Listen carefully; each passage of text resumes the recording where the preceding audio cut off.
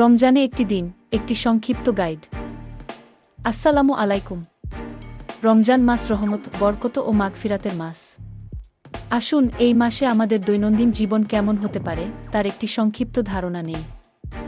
দিনের শুরুটা হয় সেহরি দিয়ে।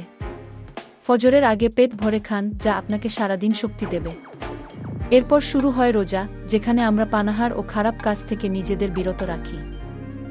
5 ওয়াক্ত নামাজ আদায় করুন এবং তারাবির নামাজ পড়ুন। কোরআন তেলাওয়াত করুন এবং বেশি বেশি দোয়া করুন। এই মাসে প্রতিটি নেক কাজের সওয়াব অনেক বেশি। কাজের সময়সূচি রোজার সাথে মিলিয়ে নিন। ক্লান্ত লাগলে বিশ্রাম নিন, তবে কাজ ফেলে রাখবেন না। চেষ্টা করুন সবকিছু স্বাভাবিকভাবে চালিয়ে যেতে। ইফতারের সময় পরিবারের সাথে বসুন। প্রতিবেশীদের সাথে খাবার বিনিময় করুন। মসজিদে তারাবির নামাজে অংশ নিন। রমজান মাস ভালোবাসার বন্ধন দৃঢ় করার সময়। ইফতার ও সেহরিতে স্বাস্থ্যকর খাবার খান। প্রচুর পানি পান করুন। হালকা ব্যায়াম করতে পারেন ইফতারের পরে। নিজের শরীরের প্রতি খেয়াল রাখা জরুরি। রমজান মাস ধৈর্য, কৃতজ্ঞতা ও আধ্যাত্মিক উন্নতির মাস।